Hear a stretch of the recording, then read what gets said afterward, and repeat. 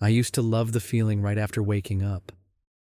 That soft, disoriented fog where the world feels quiet and nothing hurts yet. But lately, I wake up already exhausted. Not just tired, used up like my mind has been walking miles through someone else's storm. The first time it happened, I didn't even notice it right away. The dream felt normal at first, just a bit off. I was standing at a gas station. The night was humid, southern, the air thick with the smell of rubber and sweet oil. Neon signs flickered over a cracked parking lot. A cicada buzzed like static, but something was wrong with me. I could feel my heartbeat in the wrong part of my chest. My hands were unfamiliar, too large, a scar across the knuckle that I didn't remember earning. And when I moved, it wasn't fluid. It was like driving a rental car with a sticky brake. Clumsy, disconnected. Still, I told myself it was just a dream. Just one of those vivid, hyper-real ones where you remember the smell of asphalt and the way the glass door felt cold when you touched it. Then I caught my reflection in the gas station window. It wasn't me. He looked close, like someone playing me in a movie. Similar eyes, a familiar tilt to the head. But the posture was all wrong. Confident in a way I'm not, smirking slightly. And as I stared at him, he mouthed words I didn't say. I stepped back. He didn't. That's when I woke up. Really woke up. In my bed. Panting, soaked in sweat, heart pounding. My apartment looked normal. Light from the street lamp crept through the blinds. My phone buzzed. 4:09 a.m. But I couldn't shake it. It wasn't just the face. It was the feeling that I hadn't dreamed that person. I had been him. I remembered thoughts that weren't mine. A fight with a brother I never had. A dog named Marvin. A key that opened a locker at a bus station in Reno. These weren't fragments from my life. They were intrusions. I didn't sleep the rest of that night. The next night, I was someone else again. Different dream, different setting. A sterile office tower with flickering fluorescent lights and floor-to-ceiling glass. It was raining outside, hard, heavy, rhythmic. I stood in front of a computer, typing something fast and angry. I don't remember what it said, only that it ended with the word erase. My reflection in the monitor was an older man, early 50s, salt and pepper beard, deep lines in the face. Behind me, an open door, voices arguing down a hallway. I knew I was supposed to respond, that this person's job was on the line. But I didn't understand the context. I just felt his fear. And again, I woke up in my bed. This time at 5:23 a.m., and this time, I still felt like him. I started keeping a notebook. I wrote down everything I could remember. People's names, cities, smells, snippets of dialogue, license plate numbers. I looked them up during the day. Nothing. No records, no matching people, no real evidence. But I kept dreaming. Every night, a different person, different body, different mind. Sometimes I was a woman with a missing child. Sometimes I was a boy hiding in a closet, trying not to breathe while something moved down the hallway. Sometimes I was a middle-aged man digging a hole in the backyard, burying something I was too scared to look at. Always vivid, always immersive, and always with memories that bled into me like ink in water. Then I started noticing little things. At work, I called a coworker by the wrong name. Not just wrong, but a name from one of the dreams. I stopped liking the taste of coffee. I never drank it in any of the dreams. I used to hate jazz. Now I couldn't stop listening to it. My identity wasn't unraveling. It was being replaced, slowly, piece by piece. And the worst part? Last night I saw myself, not in the mirror, in the dream. He was me, the real me. Same voice, same face. He was walking past me on the sidewalk in a crowded city I'd never been to. I tried to stop him, grabbed his arm, but he looked through me, like I was a ghost. And for the first time, I didn't wake up right after the dream. I kept walking, in his city, with his memories, wondering, had I crossed a line? Or had someone just taken my place? The dream I had last night started the same way. Darkness, then a sound. A soft mechanical hum, like something spinning. I felt weightless for a moment, then grounded again, barefoot on cold tile. The room was pale blue. One fluorescent light flickered above. There were no windows, only a steel table, a mirror, and a door I never tried to open. And then I noticed the envelope. It was sitting on the table, unmarked, thick paper, yellowed at the edges, like something that had been passed from hand to hand for years. I hesitated, thinking maybe the dream would shift if I touched it. That happened sometimes, a sudden lurch, a scene change, but not this time. I opened it. Inside was a folded sheet of lined notebook paper, written in blue ink with tight, almost panicked handwriting. If you're reading this, you've already started forgetting who you were. That's how it begins. I stared at the words, heart pounding, and slowly turned the paper over. Do not trust the mirrors. And then I woke up, except I didn't. Not right away. I opened my eyes to the sound of rain on a rooftop. The air smelled like damp wood. A ceiling fan rotated lazily above me. I was in a house I didn't recognize, but it felt familiar. A childhood home that had never been mine. I sat up in bed, heart still pounding, unsure whether I had truly awakened or simply moved into another layer. I walked down a narrow hallway. The walls were covered in family photos, except none of the faces had eyes. They weren't scratched out or blurred, just missing. Smooth skin where there should have been sockets. In the living room, a dog barked once from behind a glass door. A golden retriever. Marvin. I knew his name before I saw his tag. When I finally woke up for real, my hands were shaking. I scrambled for my notebook and started writing everything I could remember. I barely made it a paragraph before my pen stopped. Because the note, the one from the dream, I remembered it word for word. I could see it in my mind perfectly, but I couldn't remember my own handwriting. I glanced down at the words I had just written, and they looked unfamiliar, slanted differently. Not mine. I flipped back through the notebook, past entries scribbled at 3 a.m. over the past 2 weeks, and none of them looked consistent. Different styles, different pressure on the page.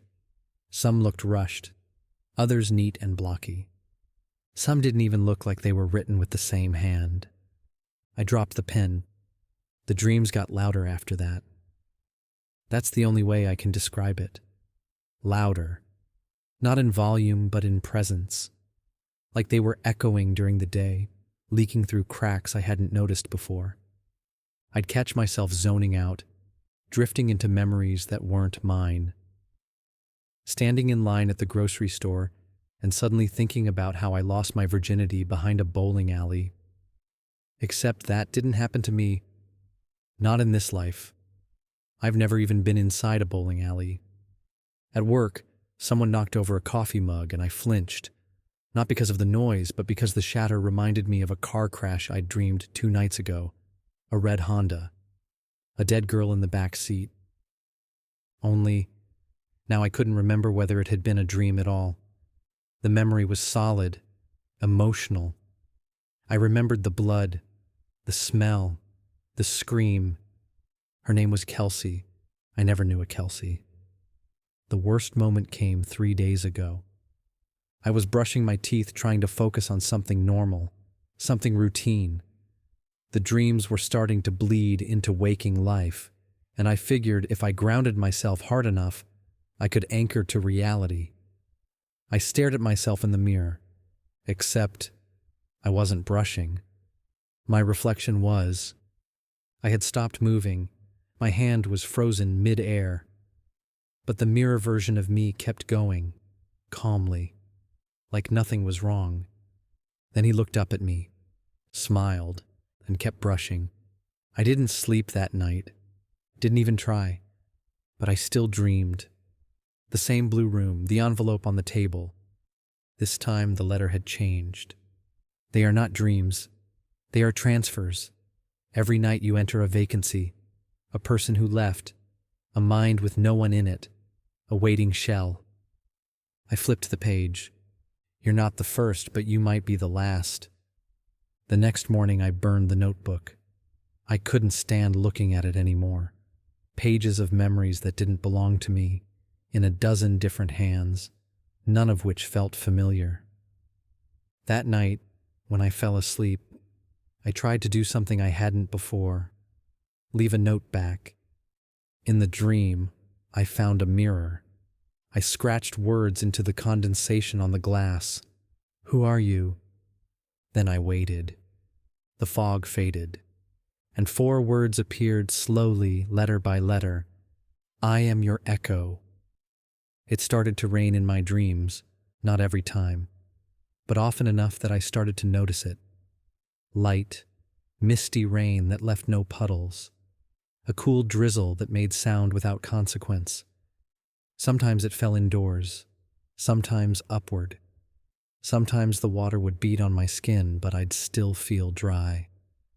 One night I was standing in a glass phone booth in the center of an empty parking garage. Rain hammered the concrete like fingers tapping in code. In the distance, fluorescent lights buzzed and flickered in slow pulses. I was holding a receiver to my ear, listening to a dial tone that pulsed like a heartbeat.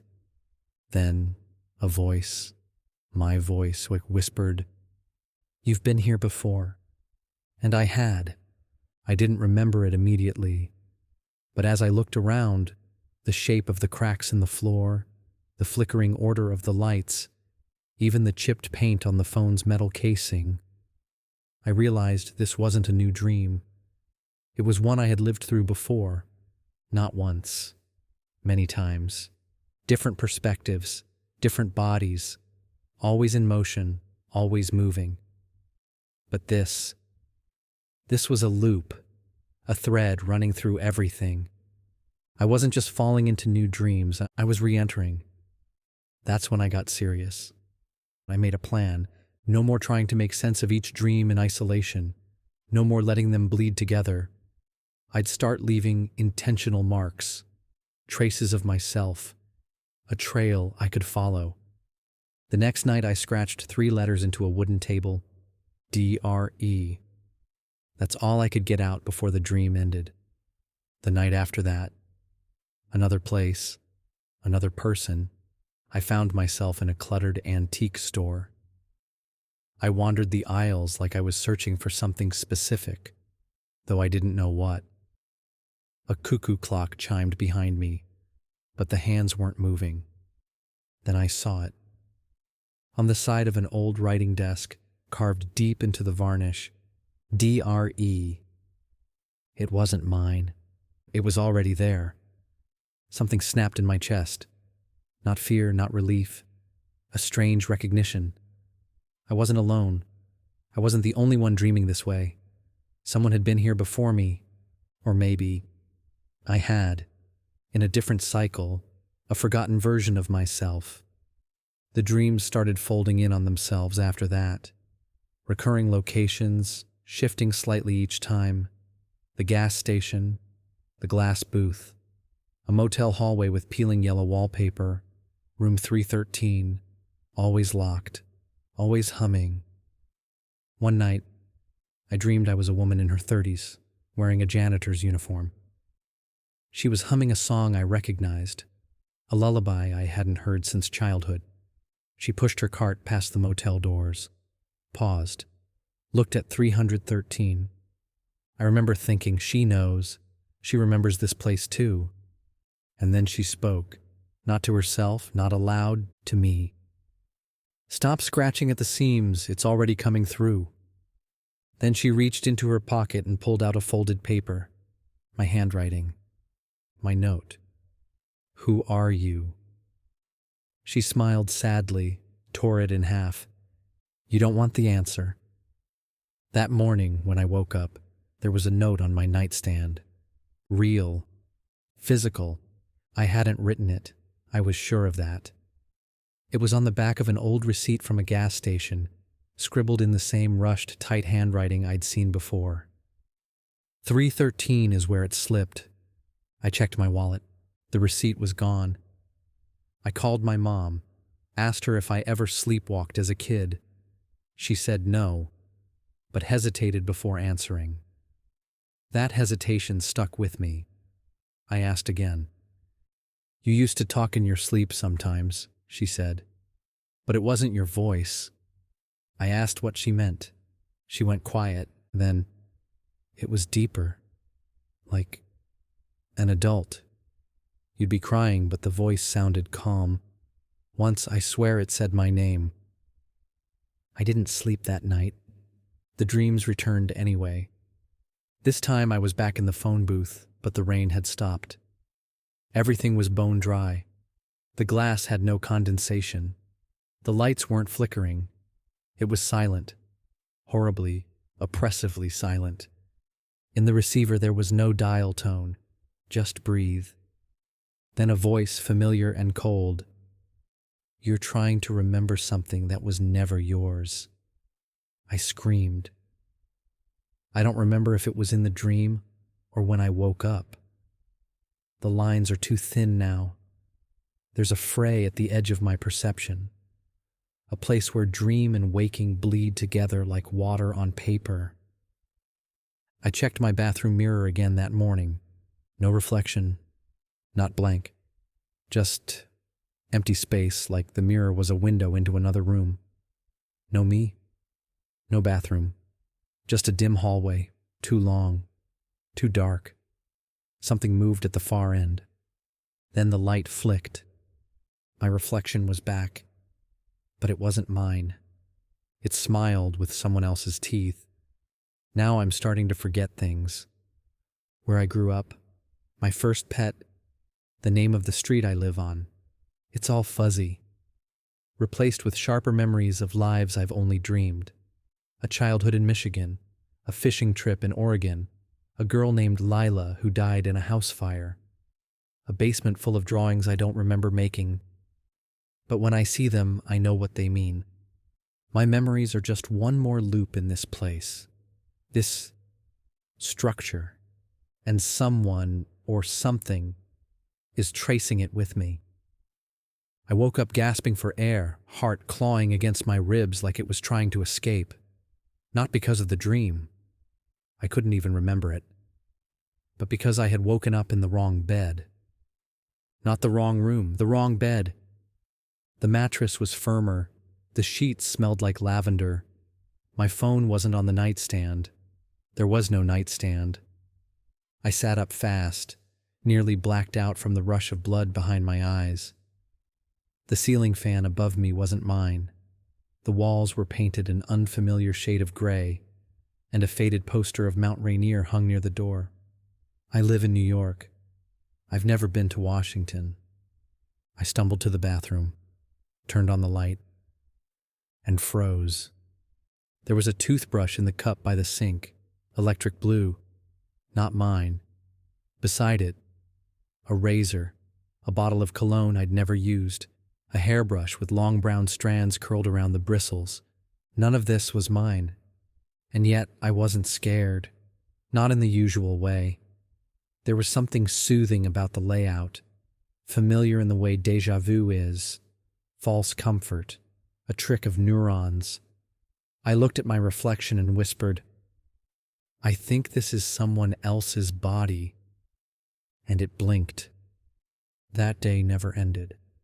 I don't mean metaphorically, I mean literally.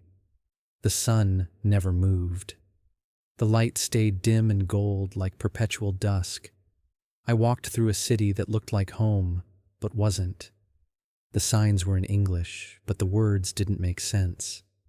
The people smiled too long. Dogs barked in unison. At one point, I passed a man whistling a tune I'd heard in a dream 2 weeks ago, a song that doesn't exist. And every time I tried to sleep, I woke up in the same bed. I wasn't dreaming anymore. I was trapped in one. It took me 3 sleep cycles to find the motel again, the one with the yellow wallpaper. Room 313. It looked exactly the same. Exterior like rotting wood, flickering vacancy sign, a dying vending machine humming by the front office. I recognized it immediately. My chest tightened.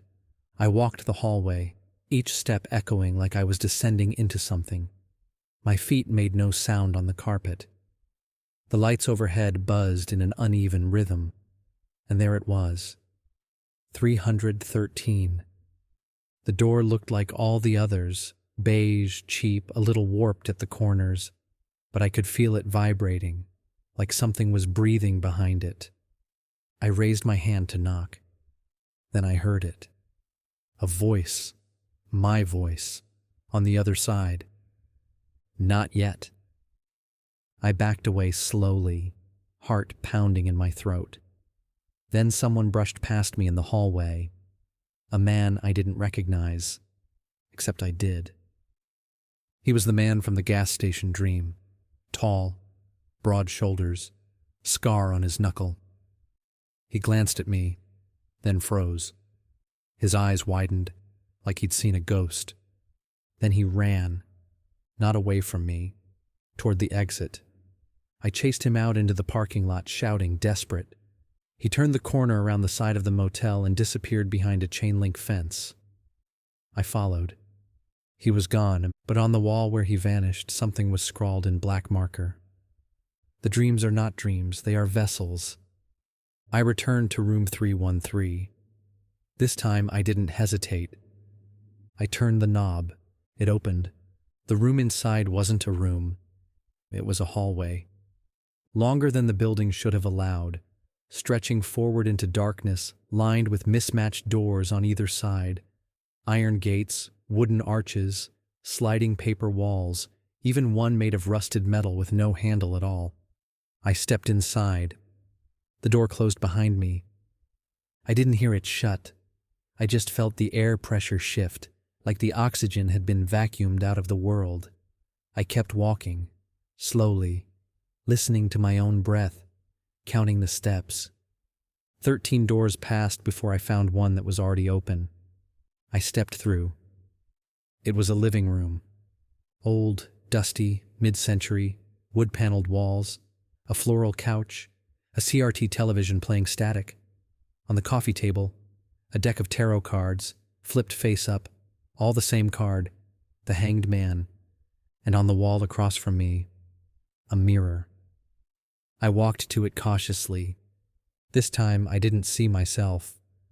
I saw a woman, late 30s, blonde, pale. Her eyes were sunken as if she hadn't slept in months. She looked directly at me. Her lips moved. No sound came out, but I heard it, inside my skull. "You're in the in-between." I tried to ask her what that meant, but my voice was gone. I had no reflection, no mouth, no presence. This is where the borrowed minds pass, the void between hosts. She looked over her shoulder. "They'll find you soon." The television behind me hissed. I turned, and the screen was no longer static. It showed my apartment, but not from inside, from the hallway. Someone was standing in front of my door.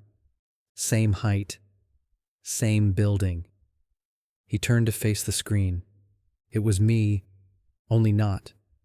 He smiled, knocked once, and I felt it. A sharp, cold pressure in the center of my chest, like being hollowed out. I stumbled back through the open door, out into the hallway. And now there was a second door open. This one pulsed with light. I ran, not into the door, away from it. Down the corridor, past the mirrors, the locked gates, the windows that looked into memories I didn't recognize. I found a ladder. At the end of the hallway, metal, leading up into darkness. I climbed, rung after rung after rung, until my arms screamed, and finally, I opened my eyes in my own bed. Panting, shaking, alive. But something was wrong. My hands were different, smaller. My arms thinner. I ran to the mirror and saw a stranger, a teenage boy. And somehow I knew his name. I used to think I was dreaming as other people, that my mind was slipping through cracks into vacant lives and echoing what was left behind. I don't believe that anymore. I think I was them, not just witnessing, inhabiting. And now something is inhabiting me. Since I woke up in the wrong body, the teenage boys, things have unraveled fast. The first day was the worst. I knew his name before anyone said it. Ethan, 17, lives with his aunt in a house with green siding and creaky floorboards. He has asthma, fails math, plays old video games. He has memories I never lived, but I can feel them under my skin like veins I never grew. I looked in the mirror and expected to panic, but I didn't. It felt familiar, natural, like this was a home I forgot I had. I even caught myself talking like him. The accent, the rhythm, his slang, his jokes. Like my mouth remembered patterns my mind didn't understand. And when his aunt called out from the kitchen, "Ethan, breakfast," I answered without thinking. My voice cracked like his. My posture slumped like his. I walked like he did. Later that day, I sat on his bed and stared at the wall, trying to remember my own name. The real one. The one I was born with. I couldn't. I remembered dreams. I remembered voices. I remembered mirrors that lied and rain that fell sideways, but not my name. I didn't even remember what my hands used to look like. And then the dreams started happening while I was awake. It wasn't like falling asleep. It was like blinking. One second I was sitting in Ethan's room, the next I was behind the counter of a diner in Arizona, wiping down a table while country music played on a broken jukebox. A customer handed me a 20, and I knew her name, her order, and that she was cheating on her husband with the cook in the back. Then another blink, and I was Ethan again, phone buzzing with a text I didn't recognize but somehow knew how to answer. I tried to fight it. I stayed awake as long as I could, drank coffee until my stomach burned, held ice against my wrists, slapped myself hard enough to leave marks. But nothing stopped the drift. I stopped dreaming because I never stopped. Sleep became irrelevant. Identity became layered. I was the cook, the waitress, the mechanic, the librarian, the child who drowned in a public pool in 1998. I was all of them, flickering, overlapping. The worst was the mirror, not the glass one, the one on the phone. I turned on the selfie camera one night, expecting Ethan's face, but saw something else. Older, gaunt, eyes ringed in red. A face I didn't recognize, but still knew. He looked at me and whispered, "You're the echo now." No sound, just lips moving. The voice came from inside my skull like a memory I hadn't had yet. I started writing names down. Everyone I could remember. Over 60 now. 60 lives. 60 selves. And they're merging. I can remember conversations I never had. Feel grief for people I never met.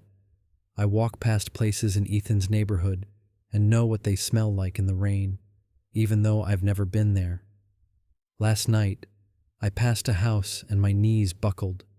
I remembered being shot on that porch. Not Ethan, not anyone local. Another life, another loop. His aunt found me on the floor, crying. She called me Nathan. "Nathan?" I asked. "Who's that?" She blinked, confused. Your name, are you okay?" I told her my name was Ethan. She looked shaken, said that used to be his brother's name. Her voice cracked. "He passed when you were little. Don't you remember?" I lied and said I did, but I didn't. Or maybe I did, but not from this version. That night I dreamed I was Ethan's brother. I was 5, drowning in a bathtub.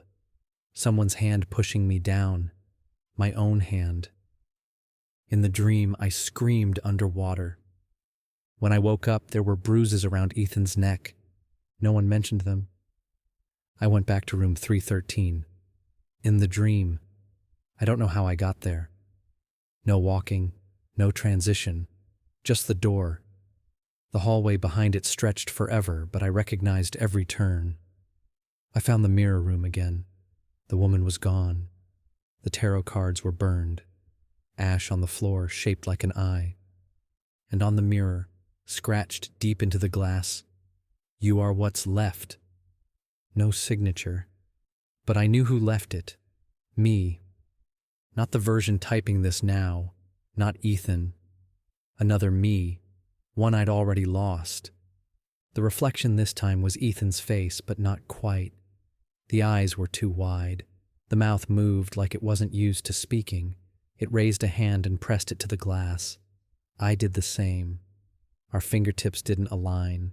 Mine were too long. It smiled. Then everything shattered.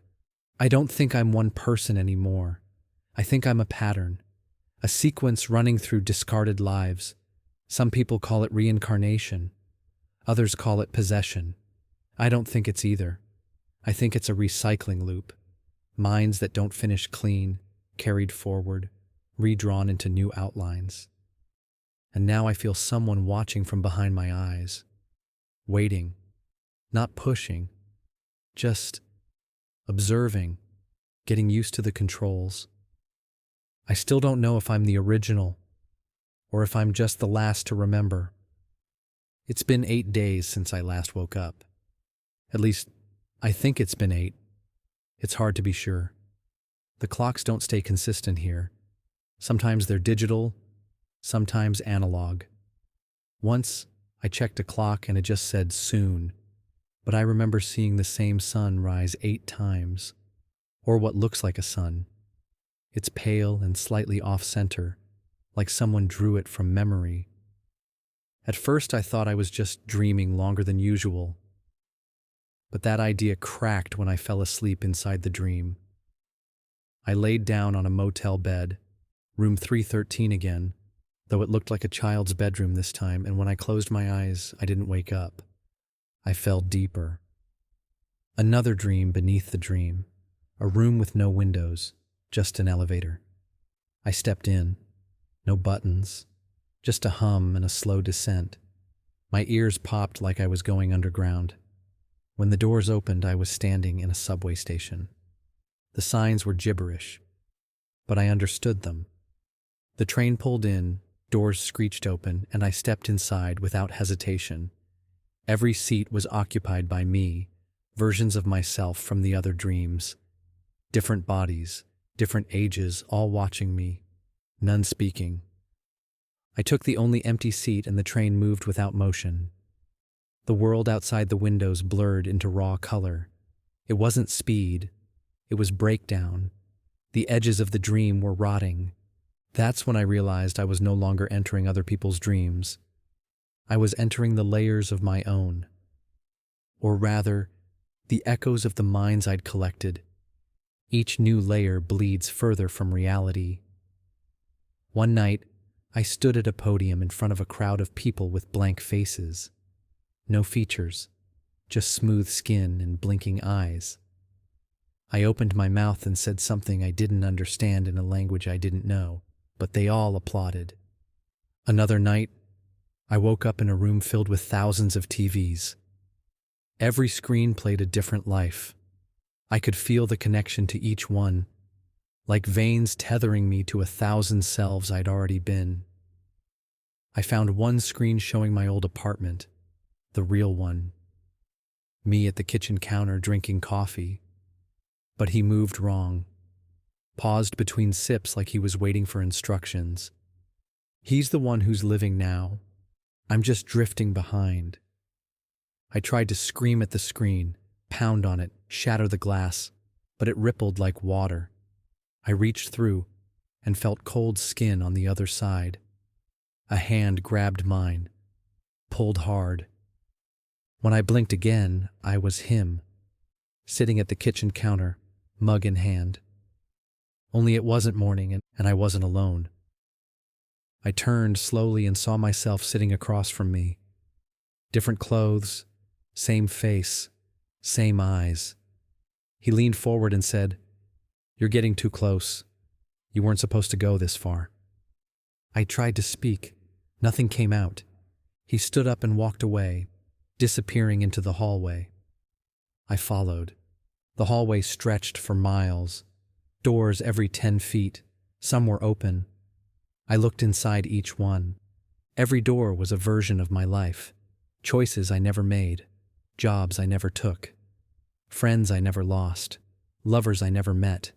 In one, I was dead on the floor. In another, I was smiling at a child I'd never fathered. In another, I was a preacher screaming to an empty church.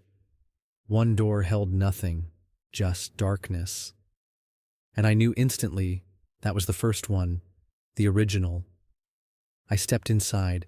It wasn't a room, it was a memory. A hospital room.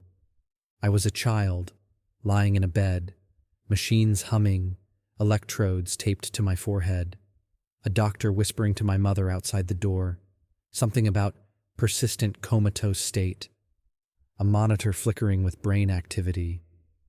My mother was crying. I pressed my hand to the glass, trying to make her see me, but I was on the wrong side. I've been dreaming ever since. That was the truth, wasn't it? I never woke up. The gas station, the mirrors, the notes, they were all layers over a sleeping mind, other consciousnesses borrowing space inside me, visitors, ghosts, pilgrims. Or maybe I was the guest all along. I ran, back through the hallway of dreams, back into the subway, onto the train, through the flickering windows of reality. I screamed names I could no longer remember, searching for a door, a sign, something that could tether me back to the waking world. And then I found it, the last mirror. Buried beneath hundreds of reflections, it was small, square, the kind you'd find in a school locker. I looked into it and saw nothing. Not darkness, just absence. Like even the idea of me had been erased. But behind the glass, movement. A shape forming. A new face, younger, clearer, someone else. Looking back with a smile, I realized someone else was waking up in my place. Now I drift. No shape, no anchor, no sense of where one layer ends and the next begins. I exist in flickers like static between channels. I see lives pass by me like trains in fog. Some are mine, most aren't. I forget what it felt like to breathe air, to feel the weight of gravity, to want something. And worse, I'm starting to forget that I ever cared. There's a place deeper than dreams, not a room, not a symbol, just a pressure, like a weight that's always been there behind the heartbeat, behind the name, behind the part of your mind that says, I am me. I've fallen past mirrors, past people, past selves, and now I'm here. I don't have a body anymore. Not really.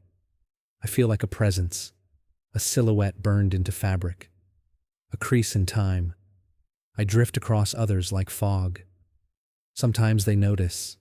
Sometimes they blink, shiver, or mutter something under their breath that they immediately forget. That's me, brushing against the glass. I think I used to be someone. I think I had a name. I know there was a bed, a window, a mother's voice, and a hospital. Always the hospital. The machines, the wires. I see that place more clearly now than any dream. It's the only place that doesn't shift. The only constant. Because it isn't a dream, and it's where I'm sleeping. He visits sometimes. The version of me that woke up. The one who took the body. He's not cruel, not unkind, just indifferent. I don't think he ever meant to push me out. Maybe he thought I was just another echo, another remnant like all the others. He didn't know I'd keep watching. But I do. I see him living my life, wearing my skin, laughing with my friends, telling stories I never told, making new memories in the spaces I carved out. He walks differently now, more confident, smoother. I never used to walk like that. He smiles too often, says, "It's all good," like he means it. My neighbors don't notice the difference. Why would they? People rarely see beyond the surface. Even my voice, he got it right. The cadence, the casual tone, the small laugh I used to force in conversation. Perfect imitation. But sometimes, just sometimes, I hear a pause before he speaks. Like he's buffering, like he's listening for the right version of what to say. And I wonder, is he afraid I'm still in here? I found him in the dream, not as a symbol or a shadow, in person. It looked like a classroom, abandoned, full of dust and silence. Broken desks, crooked blinds, the chalkboard stained with layers of faded writing. I was already seated when he walked in. Same face, same body. But there was something sharper about him now. A clarity in his eyes. He didn't sit, just leaned against the desk near the window and looked at me. "So," he said, "you made it all the way down." I didn't answer.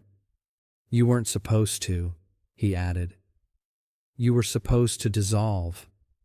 I stared. His smile never reached his eyes.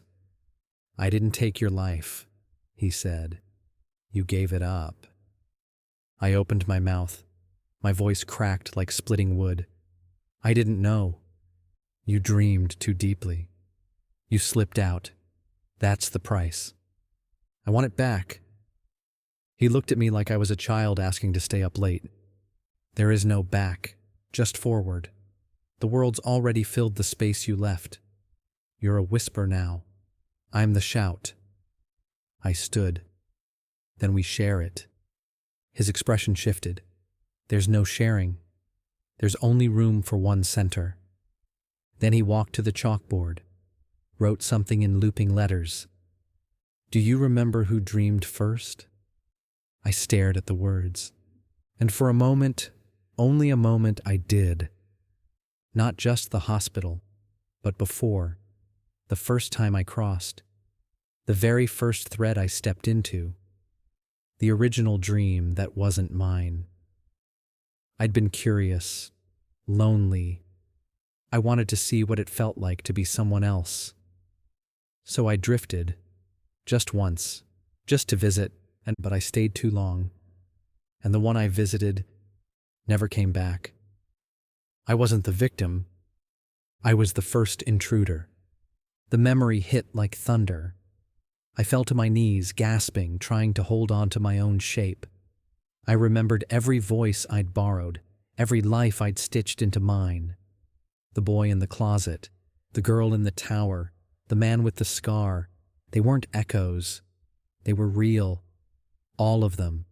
And I had overwritten them, one by one, to stay alive. He looked down at me, not with hate, not with pity, but with understanding. "You thought you were escaping," he said, "but all you did was leave a trail." He stepped forward, held out his hand. "You want to stay? Then take it back, take everything." And I did. I stood, took his hand, and in that moment we merged. All the threads, all the versions, all the choices, dreams, names, and places, they poured into me like floodwater. Hot, blinding, terrifying. I saw what he saw, felt what he felt. I lived every moment he had while wearing my face. And more than that, I saw what came after, because he had found a way out, a real one. I woke up in the hospital, The machines were still humming. The lights were cold. My mother was older now, gray in her hair, wrinkles around her eyes. She gasped when I opened mine. The doctors said it was a miracle. 17 years in a coma. 17 years lost in the static. They didn't ask what I saw, and I didn't tell them. They wouldn't believe it anyway. But sometimes, when I look in the mirror, I see other faces flash behind my eyes. A girl with burn scars, a man with trembling hands, a boy clutching a gas station receipt, flickers, ghosts, passengers. I don't know if I'm the original. Maybe I never was.